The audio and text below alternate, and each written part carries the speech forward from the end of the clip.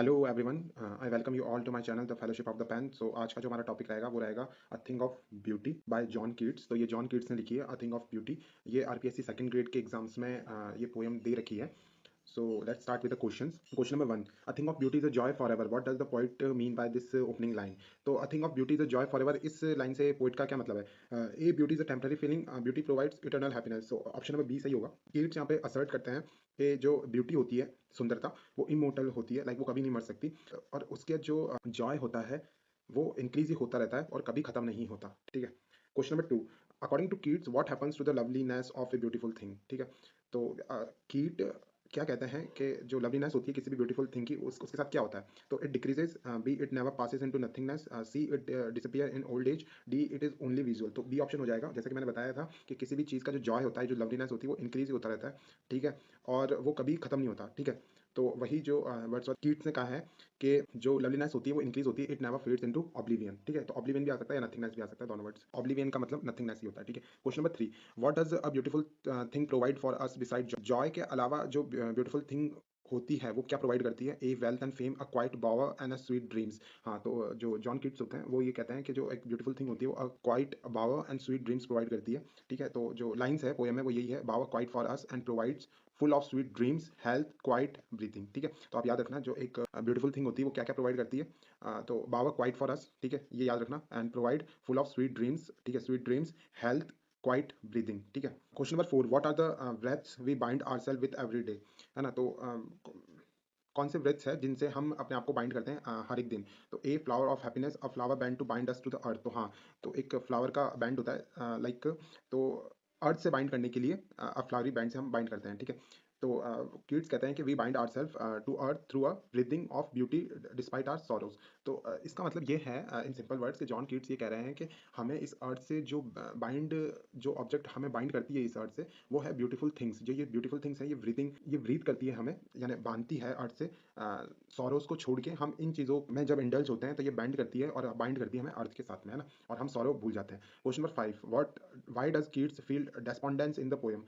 Keats despondence क्यों feel कर रहे थे? Because of the lack of the money, B because of the dearth of noble natures and gloomy days. ठीक है। तो ऑप्शन नंबर बी होगा, क्यों होगा? तो पोएम लिस्ट करते हैं, लिस्ट देते हैं कि ह्यूमन सफरिंग्स कौन कौन सी है। तो वो है डेस्पोंडेंस का मतलब दुखी होना होता है। तो किड्स दुखी इसलिए होते हैं क्योंकि लैक ऑफ नोबल नेचर्स। ठीक है।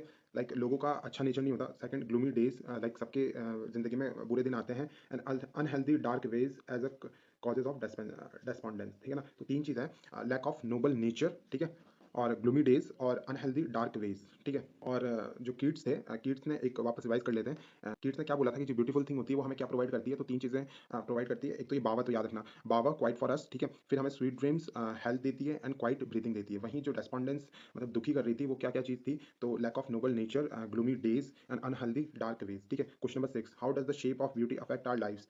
जो शेप ऑफ ब्यूटी होती है वो किस तरीके से हमारी लाइफ को अफेक्ट करती है? तो A it makes us sad, B it removes the pall from our dark spirit, it force us to work, it is irrelevant. तो बी हो जाएगा, it removes the pall from our dark spirit. ठीक है। तो John Keats कहते हैं कि ये जो ब्यूटी होती है, शेप ऑफ ब्यूटी होती है, ये क्या करती है? ये क्लिनसिंग फोर्स का काम करती है। ये मतलब जो हमारे अंदर जो डार्कनेस या नेगेटिव एनर्जी होती है उसको हटाती है, हमारे सोल से उन चीज़ों को हटाती है। ठीक है।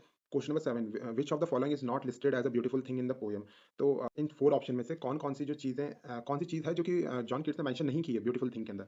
तो द सन एंड मून, हाँ, द सन एंड मून का जिक्र किया था, वो ब्यूटीफुल होते हैं अकॉर्डिंग टू किट्स। ठीक है। B old and young trees, हाँ, इनका भी क्या था, डेफोडिल्स एंड द रिल्स, इनका भी क्या था। D option cars and machine, तो इसका नहीं किया था, तो ये ऑप्शन हो जाएगा, ये नॉट कह रहा है। ठीक है। तो कीट्स जो लिस्ट करते हैं, वापस एक बार रिवाइज कर लेते हैं। तो sun, moon, trees, daffodils and streams. तो इसमें स्ट्रीम्स नहीं है, अगर एग्जाम्स में स्ट्रीम आए तो भी, स्ट्रीम मतलब रिवर, तो रिवर की बात बोली थी, ट्रीज की बोली थी, डेफोडिल्स की बोली थी, सन एंड मून की बोली थी। ठीक है। Question number eight: what kind of life do the simple sheep lead? जो सिंपल शीप होती है वो कैसी लाइफ जीती है? A life of violence, B a life of peace and innocence. हाँ, तो a life of peace and innocence. ठीक है। और यहाँ पे जो शीप है ना, ये मतलब शीप है ना, ये यहाँ मेटाफर यूज हुआ है। शीप रिप्रेजेंट कर रही है इनोसेंट क्रीचर्स को। ठीक है। सारे इनोसेंट क्रीचर जो कि इस नेचर में रहते हैं। ठीक है। Question number nine: what is the significance of daffodils in the poem? Daffodils का सिग्निफिकेंस क्या है? A they represent death, B they provide a world of green. हाँ, तो ऑप्शन नंबर बी हो जाएगा। क्यों हो जाएगा? जो डैफोडिल्स है वो surrounded by the green world, the forest and a vital beautiful object. ठीक है। तो ग्रीनरी को देने के लिए डैफोडिल्स का यूज हुआ है। ठीक है। Question number ten: what are the clear rills? है ना। क्लियर रिल्स क्या होते हैं? तो a large ocean, B small cooling streams. तो जो रिल्स होती है वो क्या होती है? छोटी कूलिंग स्ट्रीम्स को रिल्स कहते हैं, ठीक है? जो कि हॉट सीजन में होती है। Question number 11, where do the mid forest brake flowers grow? So ये मिड फॉरेस्ट ब्रेक होते हैं, ये कहाँ उगते हैं? On the mountainous tops, B in the middle of the woods rich with musk roses. हाँ, तो बी हो जाएगा, यानी ये जो जंगल होते हैं, या वुड्स का मतलब जंगल होते हैं, तो मिडल ऑफ द उसमें उगते हैं, और इसमें है ना बहुत खुशबूदार होते हैं मस्क रोजेस से, है ना? तो ये जो मिड फॉरेस्ट ब्रेक किसे कहा है? ये कहा गया है मस्क रोजेस को, ठीक है? और तो जॉन किट्स कहते हैं कि जो ये फ्लावर होते हैं ये फॉरेस्ट के अंदर उगते हैं, जैसे मैंने कहा वुड्स का वर्ड यूज़ किया है फॉरेस्ट के लिए, और ये एडिंग फ्रेग्रेंस, इनमें खुशबू होती है मस्क रोजेस की, और ये एनवायरनमेंट में एक खुशबूदार फ्रेग्रेंस देते हैं। Question number 12, what is the grandeur of the dooms किसे कहते हैं? A the majesty of dead heroes, B the tragedy of common people, C the end of the world, D the fear of God. तो जो dead heroes है उनकी जो majestic role है, majestic grandeur है उनका, उन्हें कहते हैं ग्रैंडियर ऑफ द डूम्स, ठीक है? तो कीट्स इस पोएम में रेफर करते हैं, स्टोरीज को रेफर करते हैं हीरोइक एंसेस्टर, वो भी लाइक जो उन्होंने जो वेलर दिखाया था उस समय, जो करेज दिखाया था, जो हीरोइक एंसेस्टर्स ने, जो डेड हीरोज ने, उसे ही कहा था ग्रैंडियर ऑफ द ड्यूम्स। तो ए ऑप्शन सही हो जाएगा, ठीक है? Question number 13, why are the lovely tales of heroes called beautiful? ठीक है, तो कीट्स ने जो लवली टेल्स ऑफ हीरोज को ब्यूटीफुल क्यों कहा है? Because they are sad, because they inspire us with greatness. तो उन्हें इसलिए अ थिंग ऑफ ब्यूटी बोला है, जो थे एंशिएंट हीरोज, जो कि अपने करेज दिखाते दिखाते जिन्हें माइटी डैड भी कहा है, उन्हें क्यों कहा है? क्योंकि वो इंस्पायर करते हैं हमें कि हम भी उतना कुछ ग्रेट काम करें, और उनकी ग्रेटनेस हमें आज भी इंस्पायर करती है, ठीक है? Question number 14, what is the endless fountain of immortal drink किसे कहा है? ए वाइन को, बी वाटर को, सी ब्यूटी को, या डी मिल्क को। तो सी ब्यूटी को कहा है, ठीक है? तो beauty he endless fountain of immortal drink है। तो यहाँ पे आप ये याद रखना कि endless fountain of immortal drink किसे कहा है? तो ब्यूटी को कहा है, ठीक है? So question number 15, what is the tone of the poem? So tone कैसी थी इस पोएम की?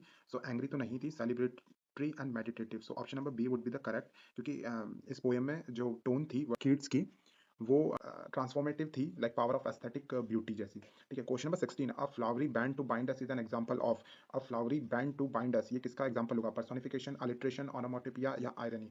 तो ये जो एग्जांपल होगा ये अलिट्रेशन का होगा, क्योंकि इसके अंदर बी आ रहा है, फिर बी आ रहा है, तो the repetition of B sound are creates alliteration. Question number 17, which literary moment is John Keats associated with? तो जॉन कीट्स किस literary moment से associated करते हैं हम? रोमांटिसिज्म से करते हैं, ठीक है? और ये वन ऑफ द पिलर्स है second generation of romantic poets. First generation में वर्ड्सवर्थ आ जाते हैं, एस टी कॉलरिज आ जाते हैं, एंड साउदी आ जाते हैं। Question number 18, a thing of beauty is a part of which larger work? So a thing of beauty जो part है वो हाइपरियन का है, एंडीमियन का है, या सी लेमिया का, या the Eve of Saint Agnes का है? तो ये जो द थिंग ऑफ ब्यूटी है, ये पूरा जो कलेक्शन है एंडीमियन, बी ऑप्शन, इसका एक पार्ट है, ठीक है? तो आप ये याद रखना कि यह थिंग ऑफ ब्यूटी एंडीमियन का एक पार्ट है ना? Question number 19, what does Paul means in the poem? Paul का मतलब क्या होता है? तो पॉल का मतलब होता है dark oppressive shroud of human sorrow. Like कफन होता है ना, एक डार्क लाइक कफन, डार्क कलर में जो कवर कर रखा है, तो वो पॉल का मतलब वो होता है, ठीक है? Question number 20, why does Keats mention old and young trees को कीट्स ने क्यों मेंशन किया? A to show age, to provide a shady boon for sheep, to describe the forest, या टू शो डिके? तो ट्रीज को mention किया है ताकि वो छाया प्रदान करती है किसे? शीप को। तो B option, to provide a shady boon. Question number 21, how is the fountain describe at the end of the poem? Fountains को कैसे डिस्क्राइब किया है? एज अ एंडलेस फाउंटेन्स जैसे डिस्क्राइब किया है, ठीक है? और उन्होंने बोला है कि ब्यूटी है ना इन होती है endless fountain of divine grace होती है। ये फाउंटेन है, फाउंटेन किसको डिपिक्ट करने के लिए बोला है? फाउंटेन से डिपिक्ट किया है उन्होंने ब्यूटी को, जो कि हेवन से पोर हो रही है, हेवन से आ रही है, ठीक है? और ये कभी नहीं खत्म होने वाली। Question number 22, what does the poem say about human suffering के बारे में क्या कहा? It is eternal, second it exist because but beauty help us move past it. हाँ, तो ऑप्शन नंबर बी होगा। किड्स ये बिलीव करते थे कि मतलब जो हमारी वर्ल्ड में, हमारे अर्थ पे बहुत सारी सफरिंग्स है, लेकिन उस सफरिंग से हमें दूर हटाने के लिए लाइक ये बहुत सारी ब्यूटीज है जो कि नेचर में है, जो कि इंसान जो एंशियंट हीरोज थे, वो भी एक प्रकार की ब्यूटी है, क्योंकि वो हमें इंस्पायर्ड करते हैं ग्रेटनेस के लिए। तो ये जितनी भी टाइप्स की ब्यूटी है, ये हमें इस सौरों से दूर रखती है, ठीक है? कीट्स ने एक्नॉलेज किया कि ग्लूमी डेज होते हैं, बट एम्फसाइज किया है कि ब्यूटी जो होती है वो काउंटर बैलेंस की तरह काम करती है उन ग्लूमी डेज की, ठीक है? Question number 23, cooling covert refers to, cooling covert किसको कहा है? हॉट डेजर्ट को नहीं कहा है। शेल्टर प्रोवाइडेड बाय स्ट्रीम्स, तो जो स्ट्रीम्स थी, जो कि रिल्स में, clear reels provided a cooler shelter covert against the hot season. जो हॉट सीजन होता है तो उसमें जो रिल्स में जो कूलिंग कोवर्ट होते हैं, ये हमें ठंडक प्रदान करते हैं, ठीक है? क्वेश्चन नंबर 24, वो आर द माइटी डैड कौन थे? गोस्ट थे, एंसेस्टर हीरोज थे? हाँ, एंसेस्टर हीरोज थे, ठीक है? ये वो थे जिनकी मैन ऑफ द पास्ट थे ये, जिनके जो डीड्स थे, जिनके वेलर थे, जिनके जो थे, वो हमें इंस्पायर करते हैं, ठीक है? Question number 25, what is the philosophical core of this poem? Philosophical core क्या था इस पोएम का? मटेरियलिज्म, आइडियलिज्म, एस्थेटिज्म, सी नाइलिज्म, या डी रियलिज्म? तो बी हो जाएगा, है ना? आइडियलिज्म और एस्थेटिज्म, क्योंकि ये जो पोएम है ये एक्सप्रेस करती है romantic belief that beauty is the ultimate transcendental truth ठीक है? तो ये बिलीव करती है कि जो ब्यूटी होती है वो टाइमलेस होती है, ब्यूटी कभी मर नहीं सकती और ब्यूटी हमारे मेमोरी में हमेशा रहती है और वो जॉय देती रहती है, ठीक है? और ब्यूटी हमें ना ट्रांसेंड करती है, ठीक है? और ब्यूटी ही एक लास्ट ट्रुथ है, ये एक ट्रांसेंडेंटल ट्रुथ है इस वर्ल्ड का, ठीक है? तो हमने 25 क्वेश्चंस किए हैं, so please subscribe my channel and like this video and आप कमेंट्स में बता सकते हैं कि मैं अगली वीडियो किस पे बनाऊँ and see you in the next class, bye.